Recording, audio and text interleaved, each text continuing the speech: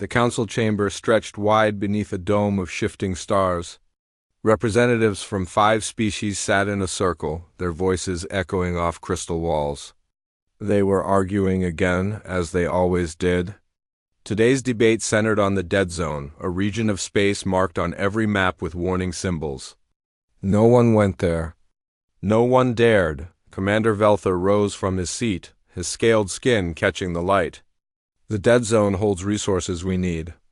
Ancient technology, minerals, we waste time fearing empty space and old stories. An insectoid creature clicked its mandibles. Scholar Crix had spent decades studying ancient texts, and his eyes glowed with something between excitement and fear. Empty? You call it empty? That zone was once human territory.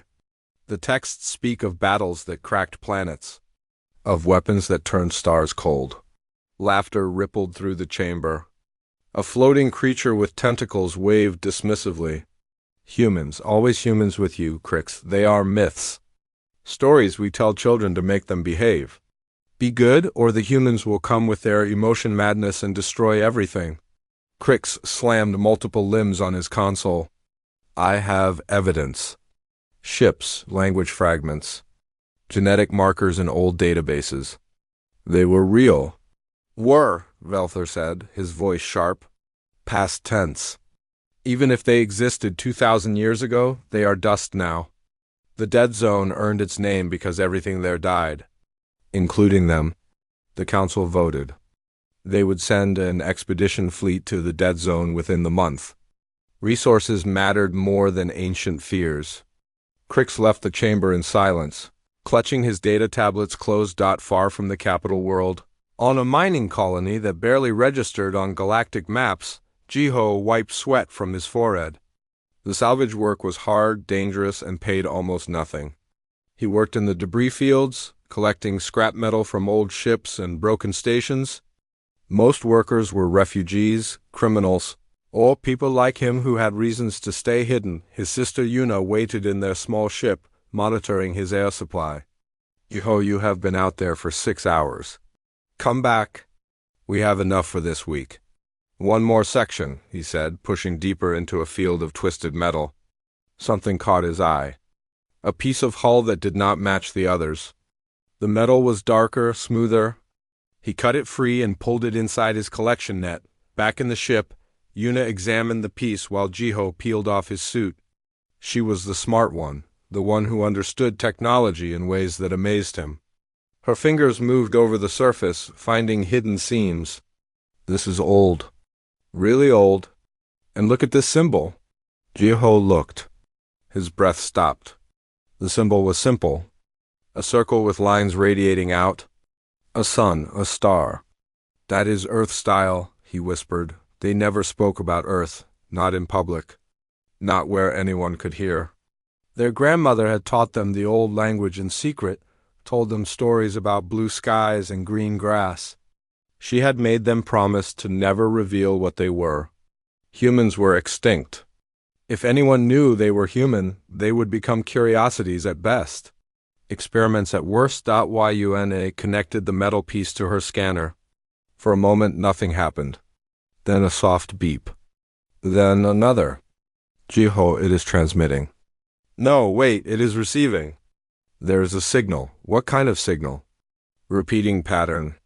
But binary code underneath a carrier wave. And it is getting stronger. They spent 3 days decoding it. The signal was old, using Earth-standard frequencies that no one else in the galaxy would recognize. When they finally broke through, a message played in a language dead to everyone but them.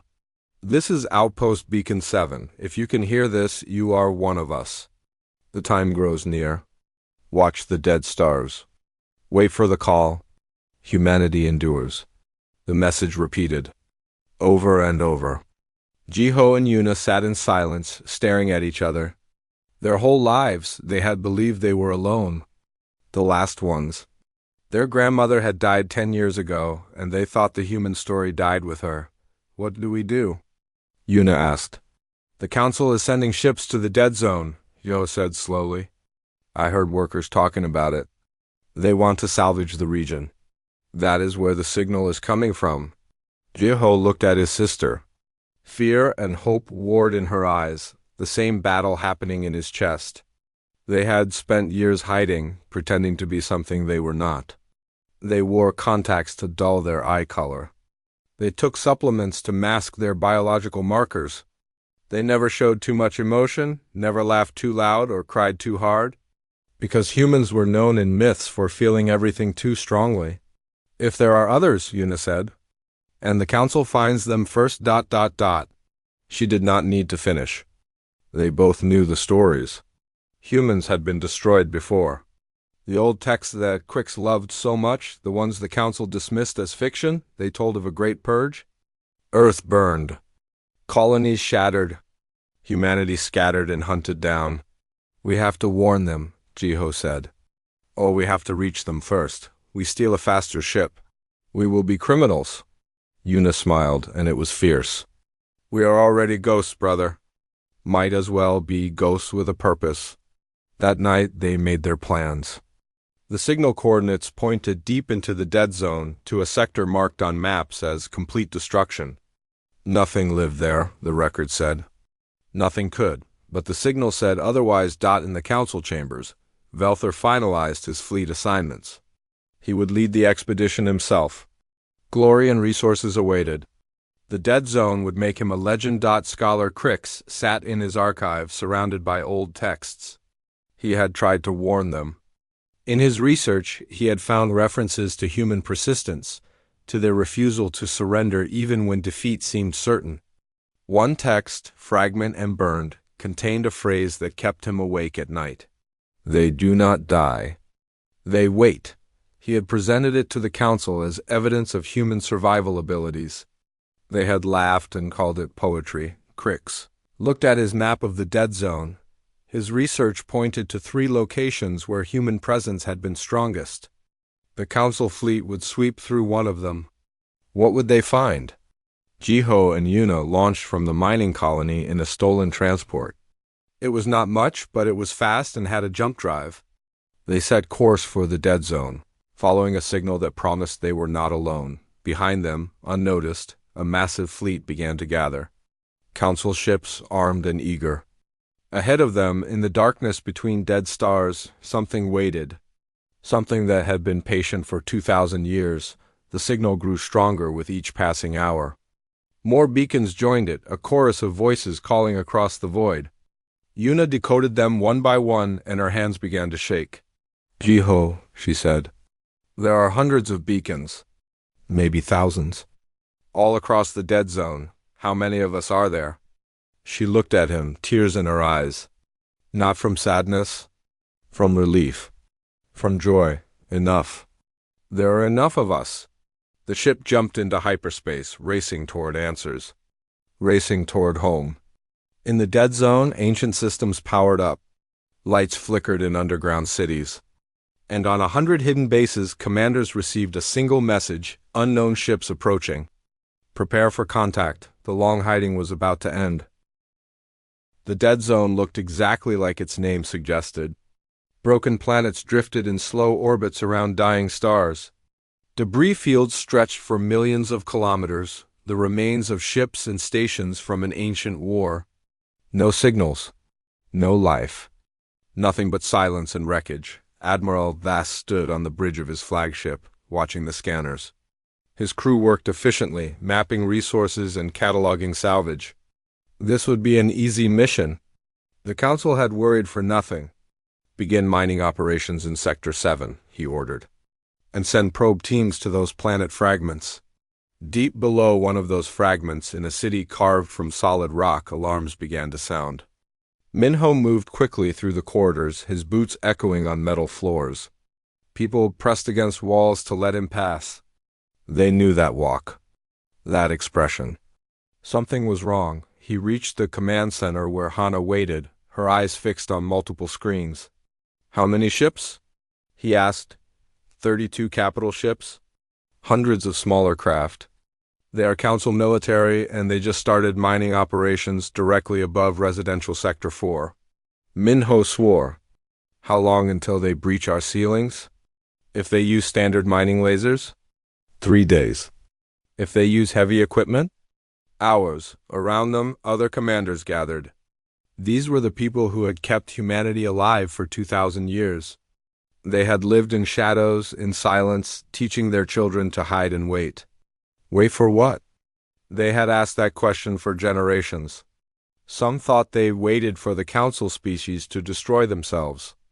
Others believed they waited for humanity to grow strong enough to reclaim their place in the galaxy. Minho had always known the truth. They waited for someone to make the first move, to force the decision. Hide or reveal. Die quiet or die fighting. We have children in that sector, Hannah said quietly. Families. If they breach the ceiling, the decompression alone will kill hundreds. The other commanders looked at Minho. He was young for a leader, only 35, but he had trained for this his entire life. Every human child in the hidden colonies learned warfare, learned tactics, learned to shoot before they learned to read, because they knew this day might come.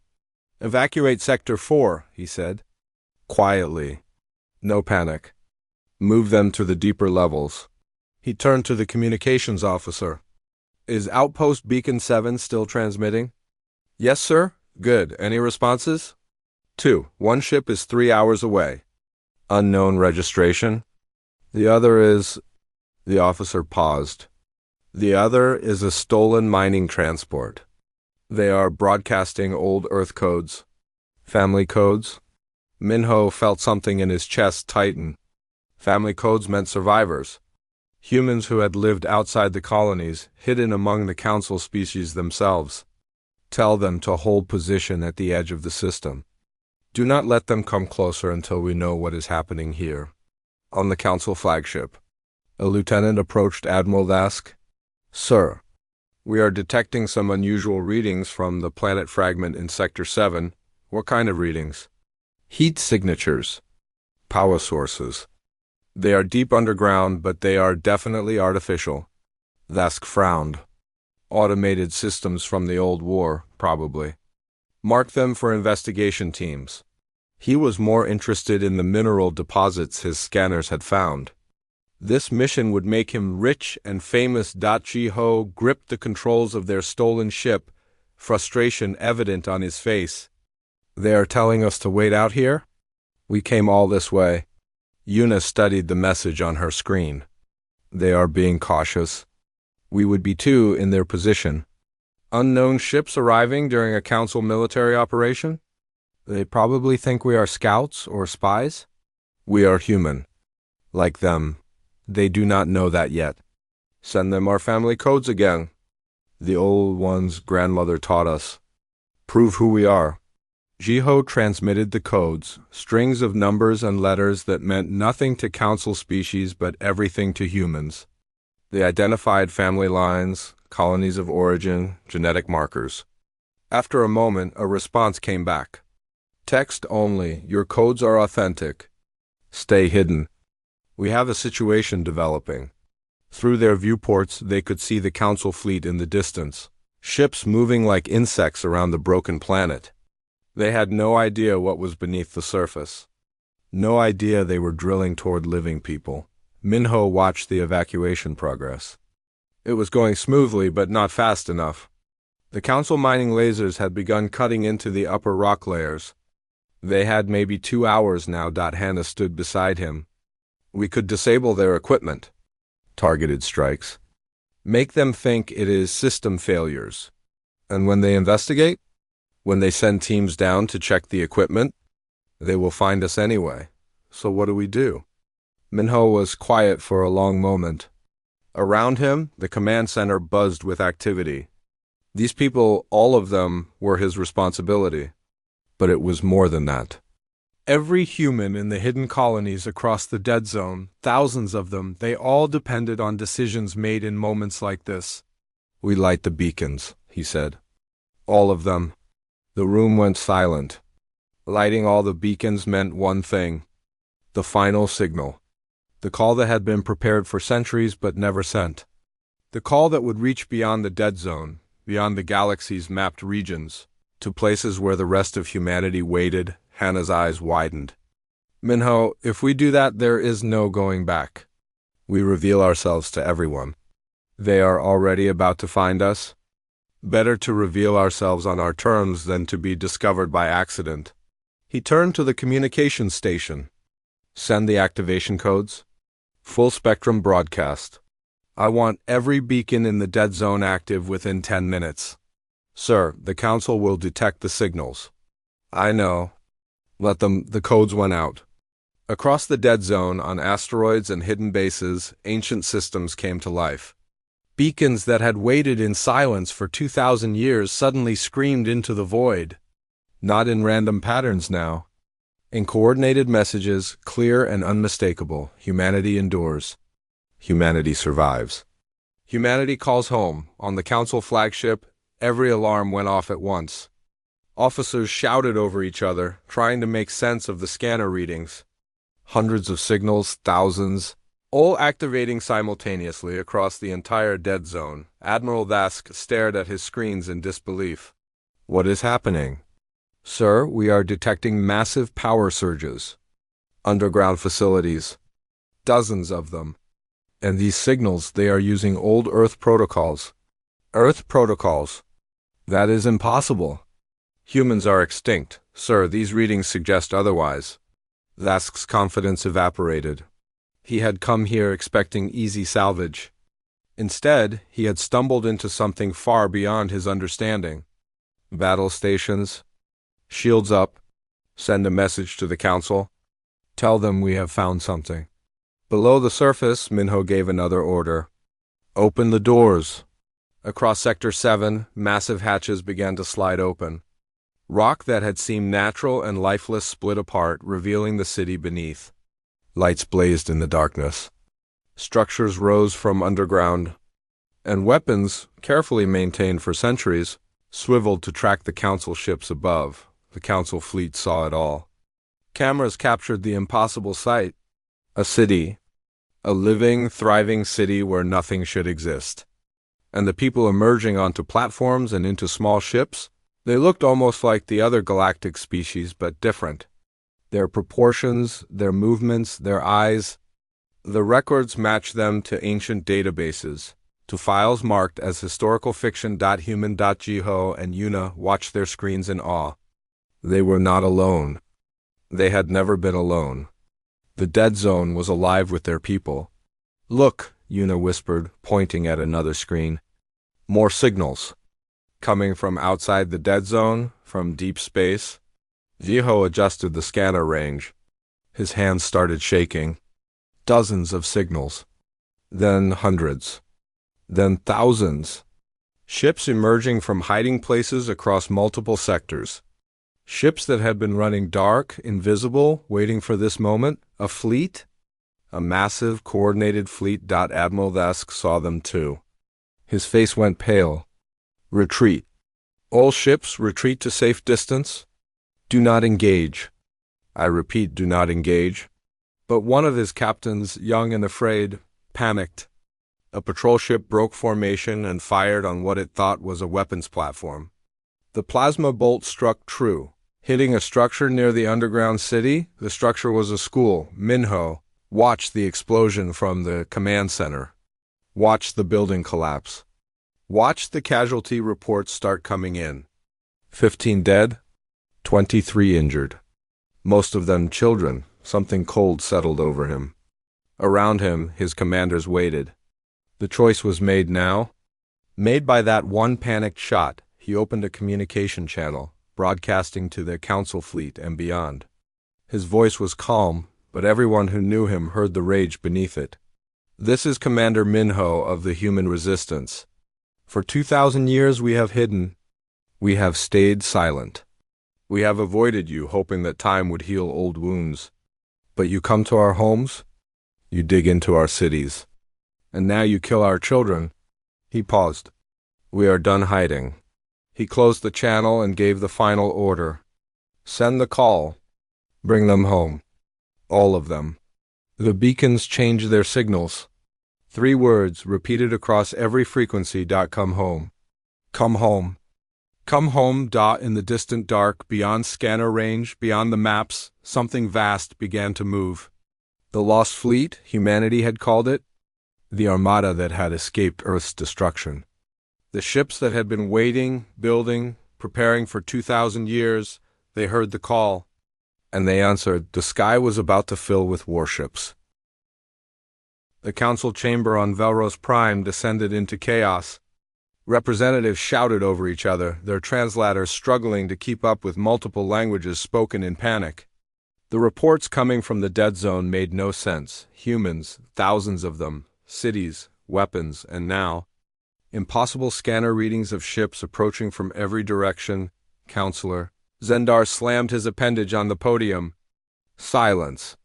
His voice carried authority that cut through the noise. We need information, not hysteria. Commander Velther, you studied the old texts? Explain this. Velther stood, his scaled face unreadable. If the reports are accurate, humanity did not die. They scattered, hid, waited. The old texts mentioned this possibility, but we assumed it was propaganda from the war. How many could have survived? Someone asked. Unknown. But the beacon signals suggest extensive networks across multiple sectors. Scholar Crix entered the chamber, his insectoid body trembling with excitement or fear or both. I told you. I told all of you. The evidence was always there. Humans are survivors. That is what made them dangerous. That is why we tried to exterminate them. The chamber went quiet at those words, exterminate. The council had never used that word officially. The destruction of humanity was always described as a defensive war, a necessary action against an unstable species. But Crix had found the sealed records. The orders. The planned genocide. In the dead zone, Admiral Vask tried to maintain order among his fleet. Half his captains wanted to run. The other half wanted to fight. He understood both impulses. The sensor readings were terrifying. Ships were appearing from nowhere.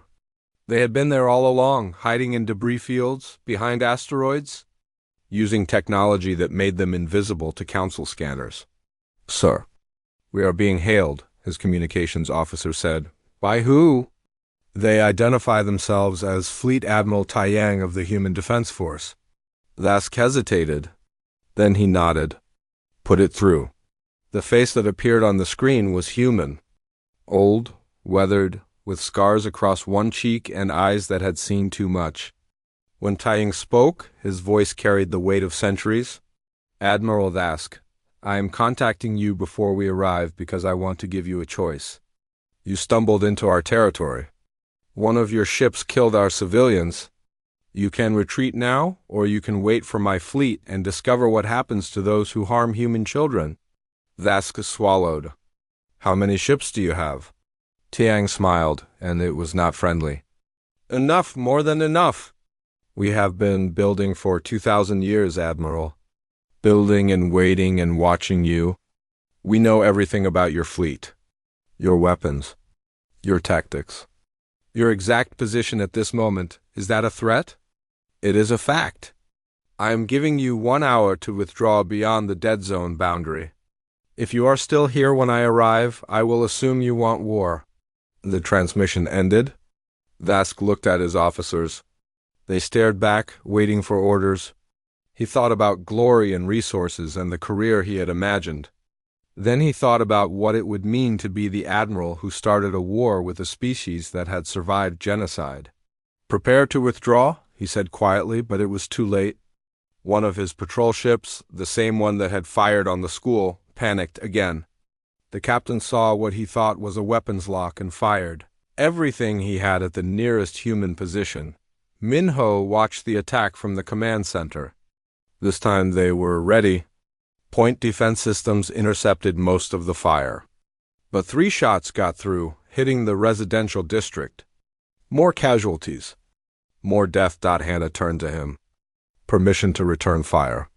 Granted. Disable their weapons only? No kill shots. Human weapons fired for the first time in 2,000 years. The technology was beyond anything the Council had seen. Precision lasers that carved through shields like they were paper.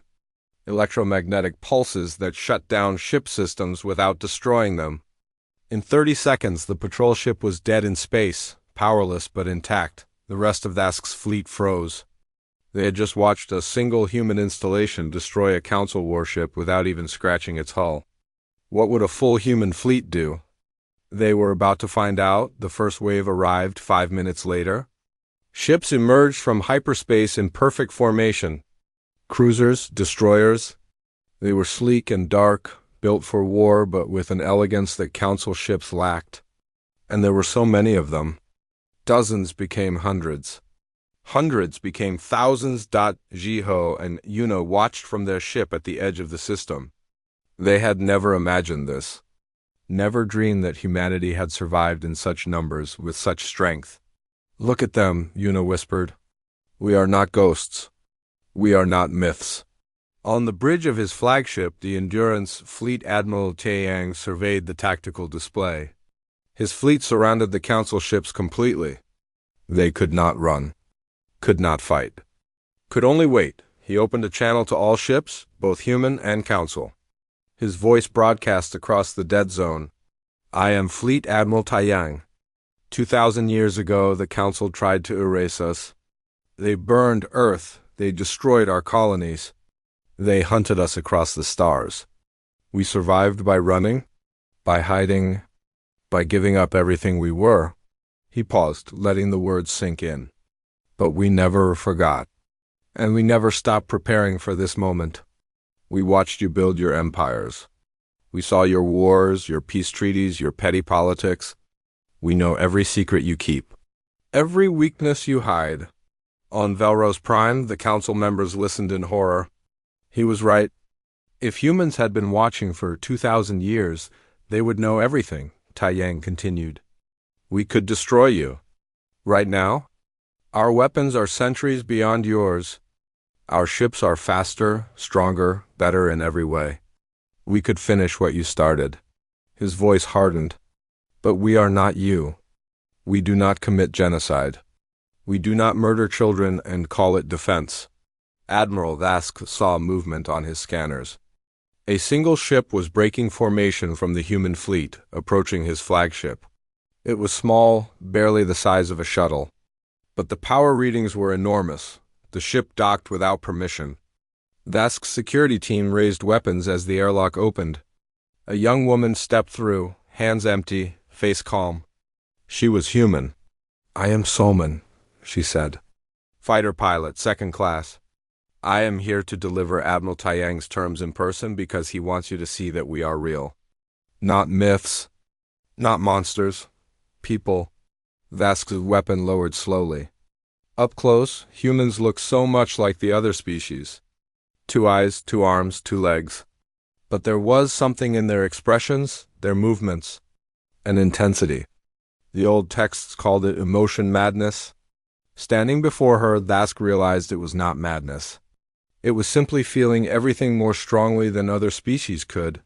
"What are the terms?" he asked. "Withdraw your fleet. Return to the council.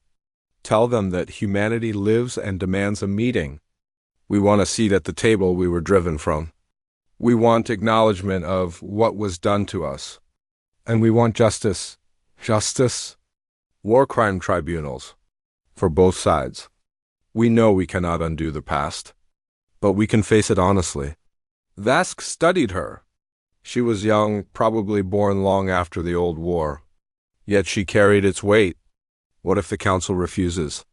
Summon's expression did not change, but something cold entered her eyes. "Then Admiral Taeyang will show them why we survived when you tried to kill us all. Do you know what makes humans dangerous, Admiral? Not our weapons. Not our ships. It is that we never give up. Ever. You can knock us down 1,000 times, and we will stand up 1,001. That is what scares you. That is what always scared you." She left the flagship as calmly as she had arrived. Vask watched her shuttle return to the human fleet, his mind racing. He opened a channel to his ships. "All vessels begin withdrawal, now." The council fleet retreated, surrounded by human ships that could have destroyed them but chose not to. It was a demonstration of power more effective than any battle. The humans had won without firing a shot. On Velros Prime, emergency sessions began. Velthor, Crix, and a dozen other counselors gathered to discuss options. War seemed impossible now. The humans had proven they could appear anywhere, strike anywhere. They had been ghosts for 2,000 years. They could become ghosts again, but this time armed with knowledge and weapons beyond council defenses. Zendar paced the chamber. We cannot show weakness. If we give them what they want, others will demand the same. And if we refuse? Velthor asked. They could destroy us. Then we destroy them first. Preemptive strike? Full mobilization. Scholar Crix clicked his mandibles in distress. You tried that 2,000 years ago. Look how well it worked. You made them into the thing you feared most. In the dead zone, Minho stood with Hana and his other commanders. They had revealed themselves. There was no going back now. What do you think the council will do? Some will want peace, Hana said. Others will want war. We need to prepare for both. Above them, the human fleet maintained position. And across the galaxy, more ships continued to arrive. Not just military vessels, colony ships, science vessels, hospital ships. An entire civilization emerging from hiding, ready to reclaim their place among the stars or die trying. Jaho and Yuna received a message from Minho. Family codes authenticated. Welcome home. Report to Outpost 7 for debriefing. And thank you for your courage. You helped start this. Yuna looked at her brother. They had been alone their whole lives. The neutral station hung in space between Council territory and the dead zone. It was old, built during better times when different species traded freely. Now it served as a meeting ground for enemies trying to become something else. Jiho and Yuna arrived with the human delegation. They had been chosen because they represented something unique, humans who had survived alone in council space. Their perspective mattered.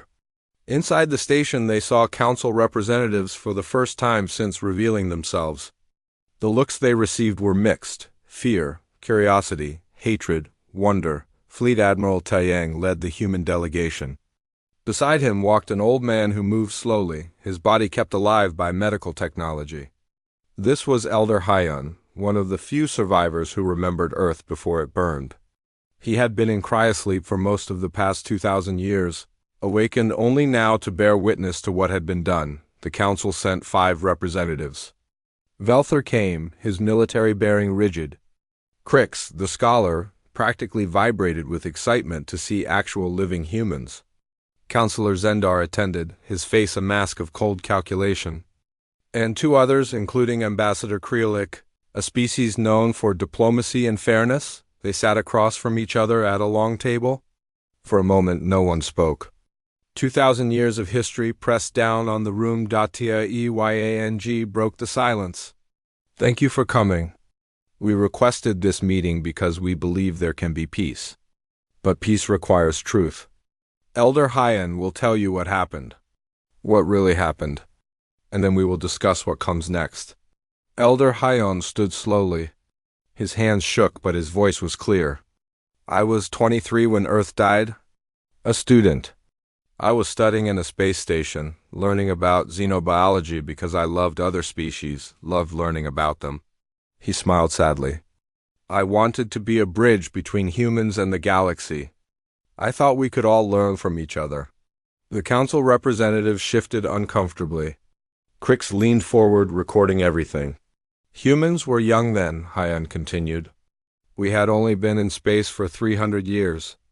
We made mistakes. We were loud, emotional, unpredictable. Other species found us difficult. I understand that. But we were trying. We wanted to fit in, to be part of the galactic community. He paused, his eyes distant with memory. Then the fear started. Whispers that humans were too dangerous, that our emotions made us unstable, that we might become violent. The council held secret sessions. I learned about them later from the records we salvaged. They debated what to call it. Preemptive defense. Necessary action. protective measures. They decided to exterminate us. The words hung in the air. Zendar opened his mouth to protest, but Velther put a hand on his arm, stopping him. Earth was first, Hyan said, his voice cracking. I watched it on the news feeds. I watched the council fleet surround my home. They said they were conducting inspections. They said it was routine. Then the bombs fell. Hundreds of them. They did not target military installations. They targeted cities, civilian centers, places where families lived. Tears ran down his face. My parents died in the first wave. My sister in the second? By the third wave, Earth was burning from pole to pole. Yuna felt tears on her own face. This was her history, her people's pain. The colonies came next, Hyan continued. Mars, Europa, the stations around Jupiter and Saturn. One by one, the council fleet hunted us down. We tried to surrender. We begged for mercy. They ignored our pleas. They called it cleansing the galaxy of an unstable element. He looked directly at Zendar. You have the records. In your archives? Sealed files. The original orders? I know because we stole copies before we fled. Show them. Let everyone see what was done in the council's name. Zendar's face remained cold. Ancient history. The species who gave those orders are long dead. We cannot be held responsible for actions taken 2,000 years ago. But you benefited from those actions, Taiyang said quietly. You built your empires on our graves.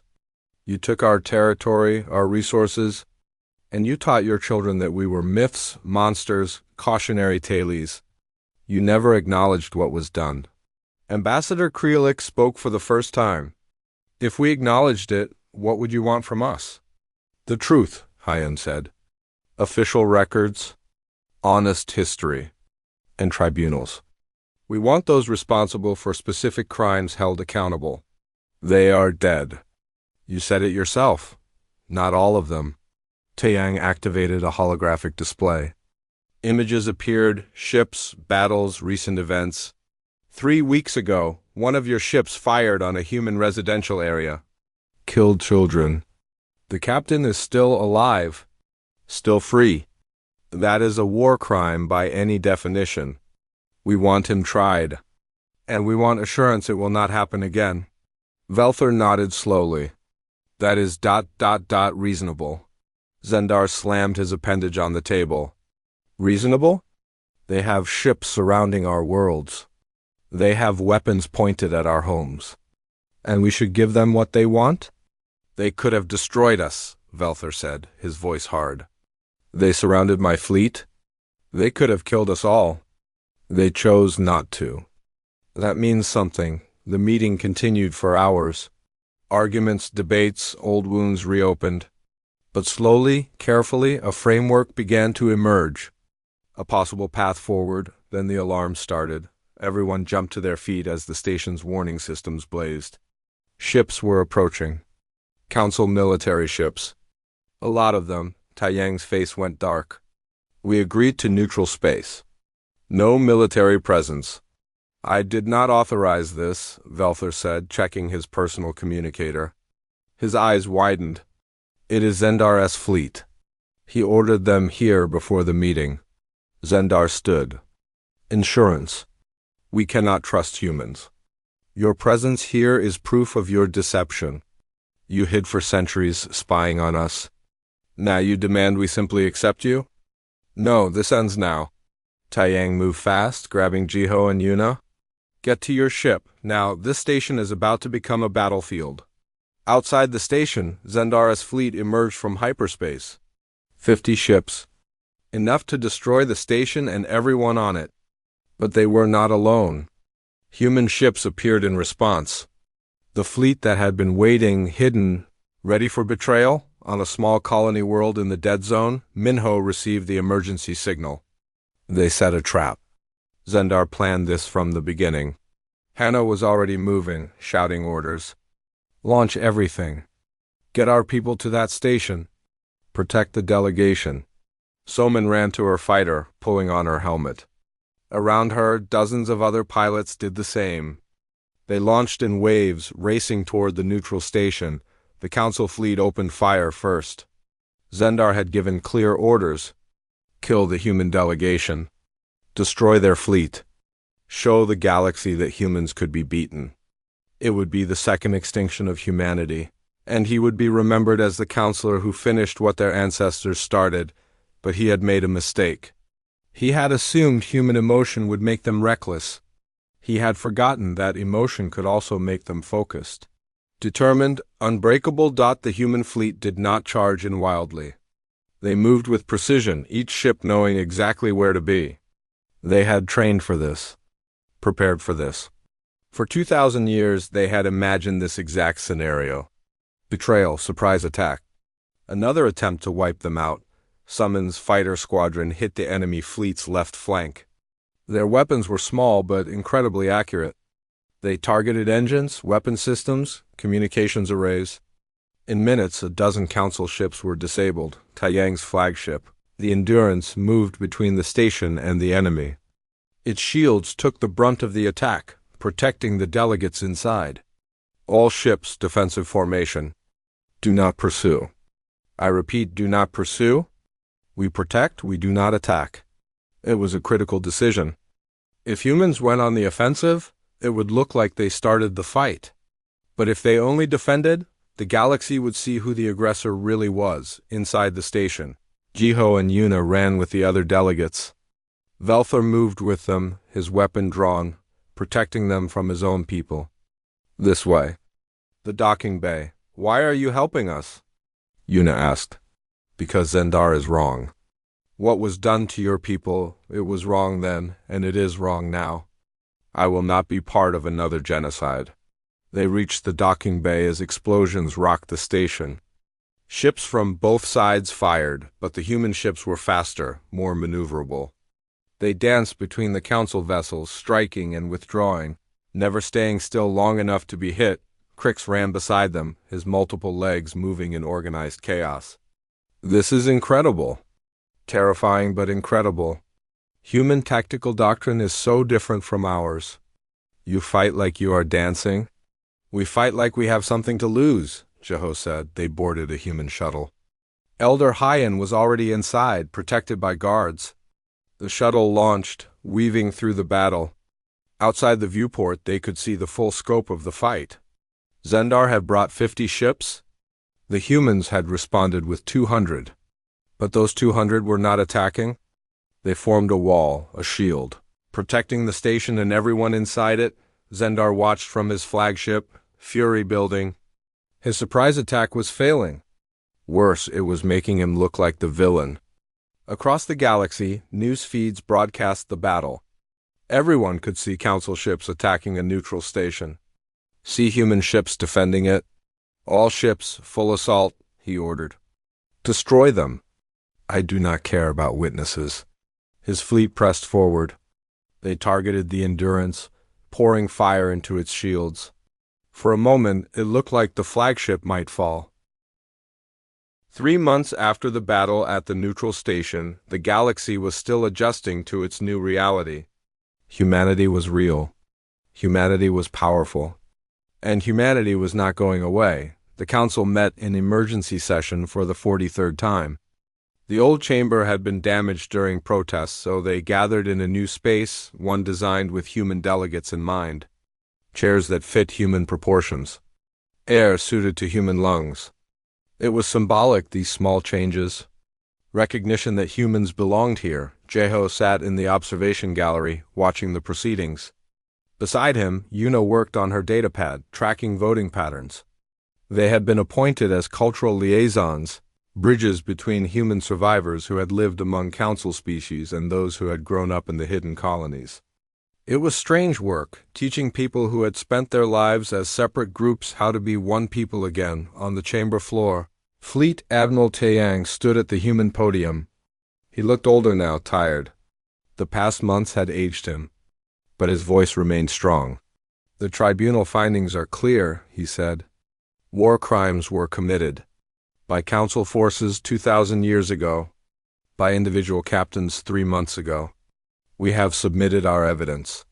We have heard testimony from survivors. Now we ask for three things. First, official acknowledgement of what was done. Second, reparations for the destruction of Earth and our colonies. Third, full membership in the Council with equal voting rights. Velthor stood to respond.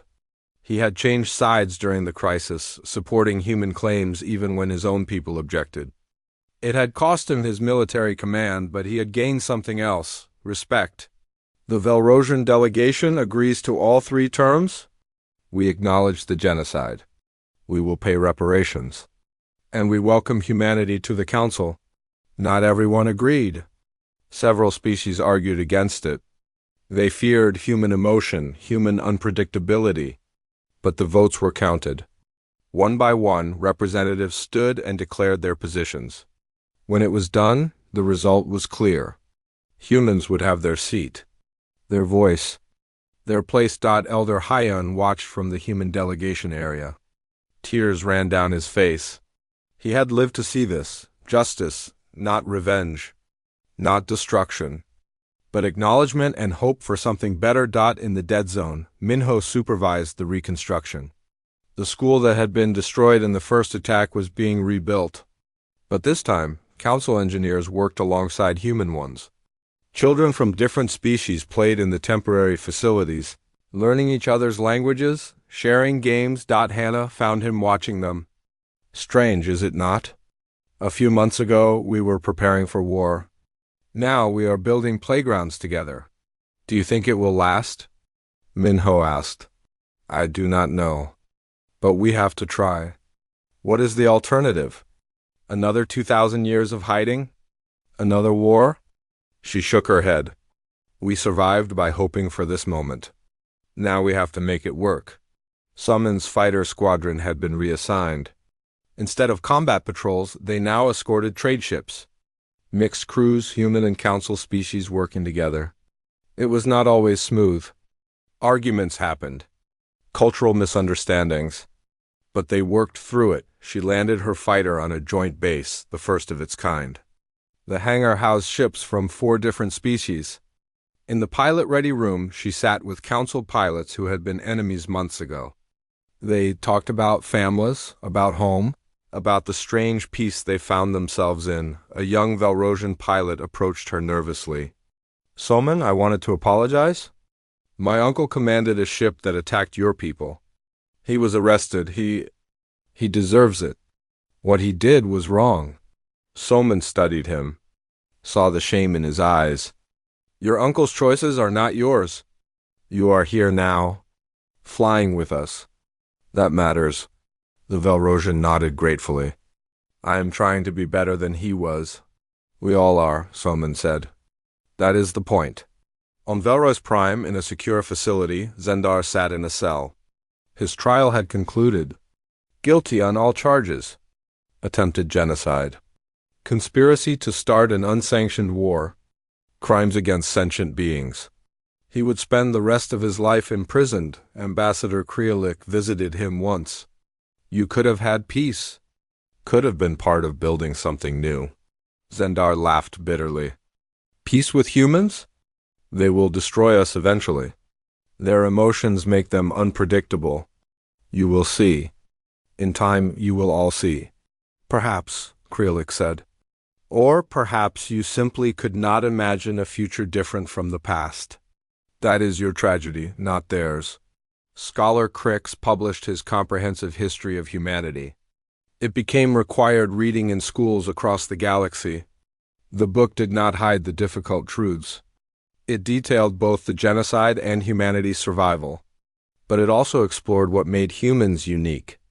Their capacity for emotion, yes, but also their capacity for forgiveness, for persistence, for hope even in impossible circumstances. Young people of all species read it and wondered what it meant to be part of a galaxy that included humans. Some were frightened. Others were fascinated. Many simply accepted it as the new reality they would grow up in. Jeho and Yuna returned to the mining colony, where they had spent years hiding. It looked different now. New ships in the docking bays. New people arriving. The colony was becoming a hub for mixed species trade. The owners who had exploited workers for years suddenly found themselves under investigation for labor violations. Change was coming to even the forgotten corners of space. They walked through the market where they had once bought supplies with false identifications, always afraid of discovery. Now they walked openly, no longer hiding what they were. Some people stared. Others smiled. A few asked questions about Earth, about human culture. "Do you miss it?" Yuna asked. "The hiding?" Jiho thought about it. "No, it was safer maybe. But this is better. Even with all the uncertainty, being able to be ourselves is worth it." They received a message from Minho, an invitation. The anniversary of first contact was approaching, and there would be a ceremony, a memorial for those who died, a celebration for those who survived. They were invited to speak. The ceremony took place on the reconstructed colony fragment where Minho's city stood. Thousands gathered, humans from the hidden colonies, humans who had survived alone in council space, council species who supported the peace. Press from across the galaxy covering the event. Elder Hyon spoke first. He was weaker now, his body finally giving out after being sustained for so long. "I am old," he said. "I have lived far beyond what I should have. I stayed alive because I wanted to see this. Wanted to know that my species would survive, that Earth's destruction did not end us." He looked out at the crowd, at the mix of faces and forms. "We endured. That is what humans do. We face the impossible and we endure. But endurance is not enough. Now we must do something harder. We must forgive. Not forget. Never forget. But forgive enough to build a future." Jiho spoke next about what it meant to grow up believing you were alone. About finding out you were part of something vast. About the courage it took to reveal yourself when hiding had kept you safe for so long. Yuna talked about the technical challenges of integration. Making human technology work with council systems. Teaching engineers from different species to collaborate. It was boring work compared to battles and politics, but it mattered. Peace was built on a million small compatibilities. Minho gave the final speech. "We spent 2,000 years preparing for war. Training our children for combat. Building weapons. We were good at it. Very good. But now we have to be good at something else. Being neighbors, partners, friends, maybe eventually. It is harder than war. There is no clear enemy, no simple solution. Just daily work to understand each other." He paused, looking at Hannah, who stood nearby. "But I think we can do it. We survived genocide. We survived centuries of hiding. We can survive peace." The ceremony ended with a moment of silence for the dead. Then music began. Human music, strange to council ears. But some of them tried to dance to it anyway, awkward and laughing. Human children played with council children, making up games that mixed everyone's rules. Fleet Admiral Tiang walked through the crowd with Velther. They had become unlikely friends, the human admiral and the council commander. They talked about fleet integration, about joint training exercises, about the practical details of maintaining peace. "Do you think our people will ever truly trust each other?" Velther asked. "Some will, some will not. Trust is not universal. It is individual, built person by person." Taiyang smiled. "But we are building it. Slowly, that is enough." As evening fell on the colony, people gathered to watch the sky. Ships passed overhead. Human vessels and council craft flying together on routine patrols. It was normal now, expected. The sight that had once meant invasion now meant safety. Somin flew one of those patrols. Her fighter in formation with craft from 3 other species. They chattered on the com channels, joking, complaining about duty assignments, making plans for leave time. Just soldiers doing their jobs. The species they belonged to mattered less than the mission they shared. On Earth, reconstruction had begun. It would take generations to restore what had been lost. But humans from across the galaxy volunteered to help. They brought seeds saved from the evacuation, genetic samples, memories preserved in databases, Earth would not be exactly as it was, but it would live again.